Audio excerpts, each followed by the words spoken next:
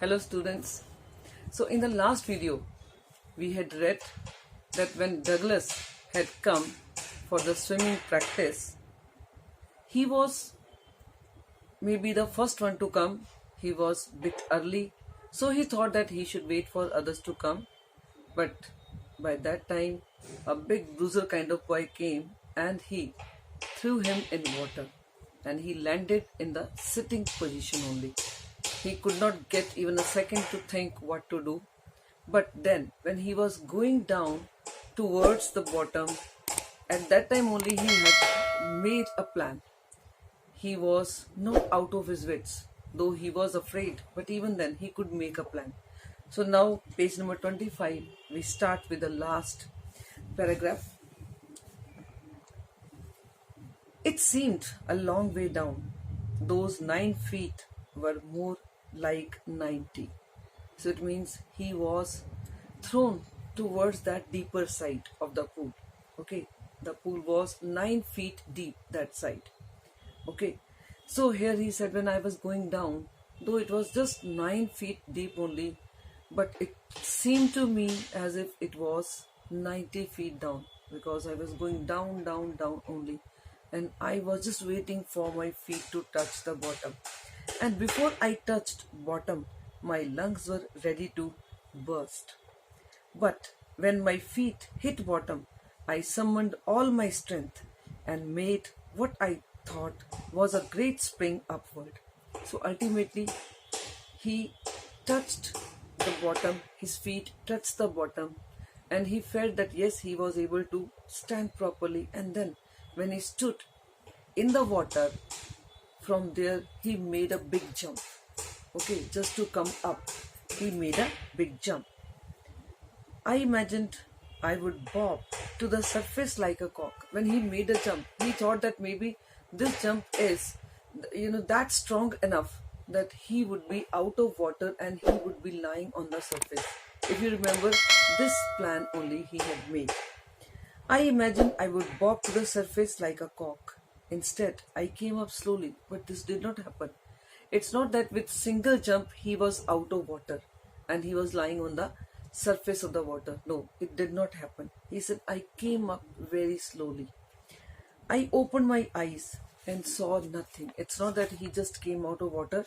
He felt that he was coming up, but very slowly he was coming up. And then he felt that maybe he was out of water, and that's why he opened his eyes and saw nothing but water. Water that had a dirty yellow tinge to it.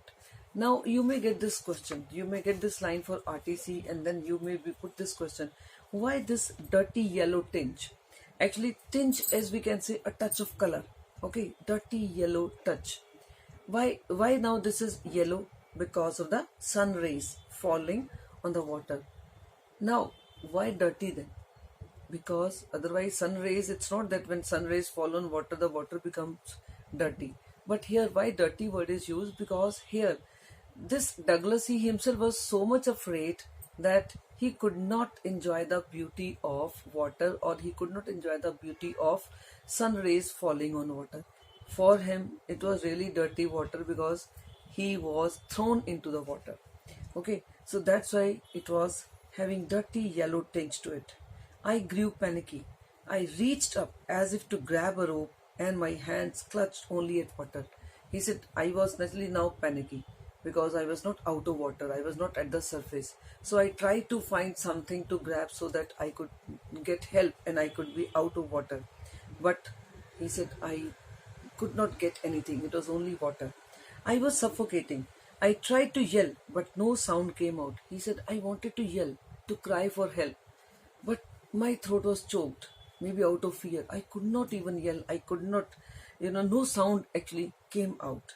Then my eyes and nose came out of water, but not my mouth. And gradually, his nose was out of water, his eyes were out of water, but not mouth. He was not fully out of water.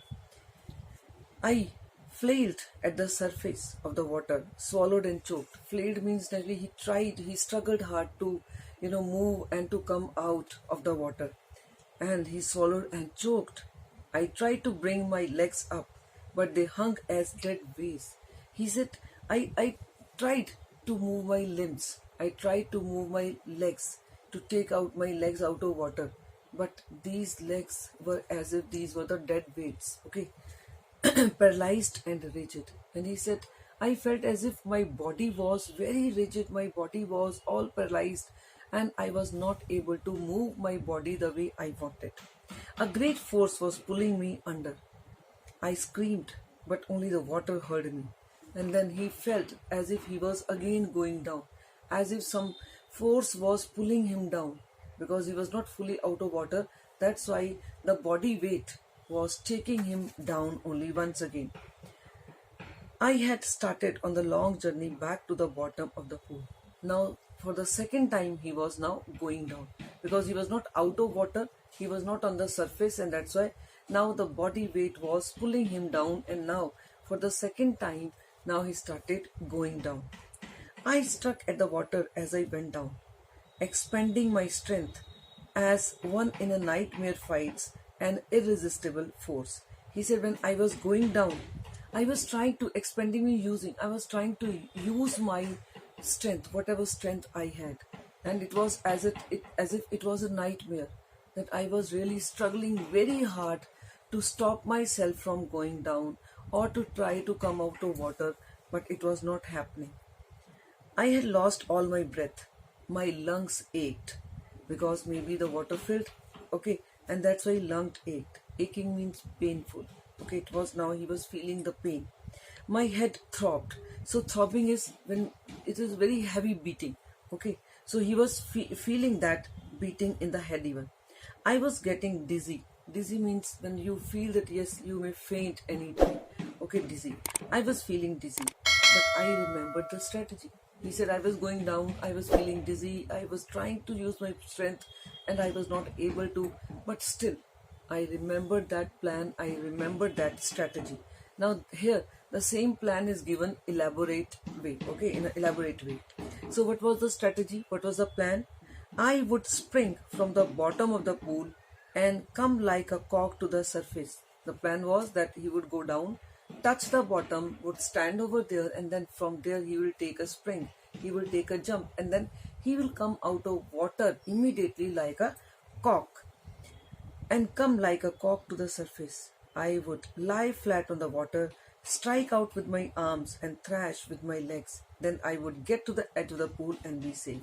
So now, what he again the same plan, that he would be out of water, he would be using his limbs, arms, and legs. He will move his arms and legs, and then he will paddle to the edge of the pool. So with same plan, he was now again second time going down. I went down endlessly. I opened my eyes, nothing but water with a yellow glow, dark water that one could not see through. Now here it is not yellow water, it is dark water. Now why dark? Because now he was not near the surface.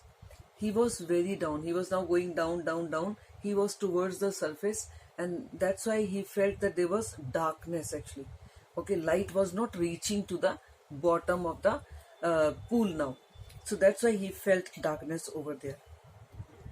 And then sheer stark terror seized me, and suddenly he said, I got terrified. Terror that knows no understanding. Means he said, I do not know from where the terror came, from where the fear came. Okay, but this fear came. And the terror that knows no understanding. Terror that knows no control. Terror that no one can understand who has not experienced it. He says, Natalie, when you are terrified, there is no understanding. Maybe there is no logic behind sometime fear. Because you are afraid means you are afraid. He said, this is what happened with me. And maybe only that person can understand who has himself maybe experienced this kind of terror. I was shrieking underwater. I was paralyzed underwater, stiff, rigid with fear. Even the screams in my throat were frozen. Only my heart and the pounding in my head said that I was still alive. He said, I was trying to scream. I was not able to scream. I wanted to breathe. I was not able to breathe properly. I was feeling choked. Okay, only the heart beating and the throbbing here beating in the head only was there to tell me that I am still alive. And then, in the midst of the terror, came a touch of reason. I must remember to jump when I hit the bottom. At last, I felt the tiles under me.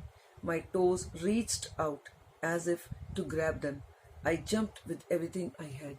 So he said, suddenly I again felt that I touched the tiles of the, we can say that pond. Okay, means the bottom he touched, and then he took a jump because that was the plan. So he took a jump to come out of water and lie flat on the surface. But the jump made no difference. Naturally, he was really tired because he had already tried once. Okay, so now second time when he tried, the jump was not that big jump once again. But the jump made no difference. The water was still around me. I looked for ropes, ladders, water wings, nothing but water. He thought that maybe he would maybe get something and that would be helpful to him, but there was nothing in the water because water was very clean, so it was water only. A mass of yellow water held me. Stark terror took an even deeper hold on me, like a great charge of electricity. And then he said, when I got nothing around me, nothing to grab, and I was not out of water, I felt that my jump was not enough. Okay, maybe it was not strong enough to take me out of water. Now again, I was feeling that yes, I was really, really very, very tired. I shook and trembled with fright. My arms wouldn't move, my legs wouldn't move. I tried to call for help, to call for mother. Nothing happened. And now he said, suddenly I felt that my body was not responding as if. Okay, I felt as if my body was totally frozen.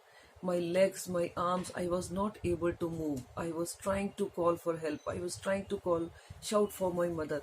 But it was not like that. I was not even able to call anybody for help. And then, strangely, there was light. I was coming out of the awful yellow water. At least my eyes were. My nose was almost out too. And he was, because at this time again he was coming coming out of the water, coming up. But it was again not that enough that his body was out of the water. Again his eyes came out of water little bit, nose also came out of water, but he was not fully out of water. Then I started down a third time, and then he felt that again, once again, the body weight was pulling him down. Okay, again he started for the third time, he started going down. I sucked for air and got water. The yellowish light was going out. Yellowish light was going out means because he was again going down, down, down towards the darkness. So that's why yellowish light was going out. Then all effort ceased. Now this is important para. Now when he was third time going down, and he already, maybe he had realized that his body is not having that much strength that he could make another jump, he could make another effort. And that's why suddenly he decided to stop to struggle to save himself. So everything ceased, stopped. I relaxed, and suddenly he accepted that maybe he cannot save himself, and that's why he now relaxed. Even my legs felt limp, and a blackness swept over my brain. It wiped out fear, it wiped out terror. And now he said, when I had accepted that maybe I won't be able to save myself, it is better to accept whatever is going to happen to me. Suddenly he said, first of all, my body was limp, and now I felt that yes, there was a kind of relaxation. There was no terror suddenly. Okay, it wiped out terror. There was no more panic. It was quiet and peaceful. Nothing to be afraid of. This is nice, to be drowsy, to go to sleep, to go to jump, too tired to jump. It's nice to be carried gently. This is what he suddenly felt. That there is no need to be afraid of, no need to try to jump, no need to waste any more his body energy.